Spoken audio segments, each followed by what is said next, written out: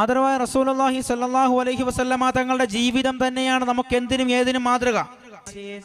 അനസ് റളിയല്ലാഹു അൻഹു പറയുകയാ, ഹബീബായ റസൂലുള്ളാഹി സ്വല്ലല്ലാഹു അലൈഹി വസല്ലം നിരന്തരമായി ചെയ്തുകൊണ്ടിരുന്ന ഒരു ദുആ ഉണ്ട്.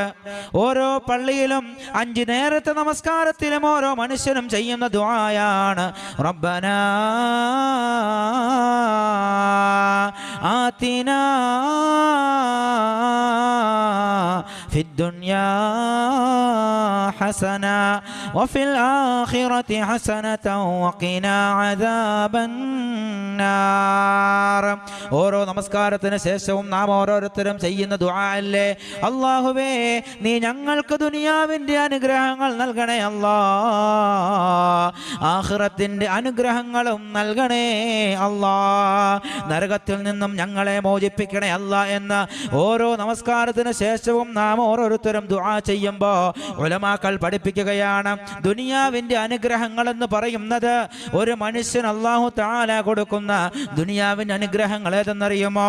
ആദരവായ റസൂലുള്ളാഹി സല്ലല്ലാഹു അലൈഹി വസല്ലമ തങ്ങൾ പഠിപ്പിക്കുകയാ, അർബഉം മിനസ് സആദ, ഒരു മനുഷ്യന് കൊടുക്കുന്ന അനുഗ്രഹങ്ങൾ ദുനിയാവിൽ 4 എണ്ണമാ.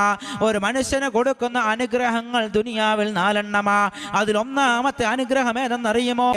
അൽ മർഅതു സ്വാലിഹ, സ്വാലിഹത്തായ പെണ്ണാണ്, സ്വാലിഹത്തായ പെണ്ണാണ്. വീണ്ടും അല്ലാഹു റസൂൽ പറയുകയാ, അദ്ദുനിയാ മതാ,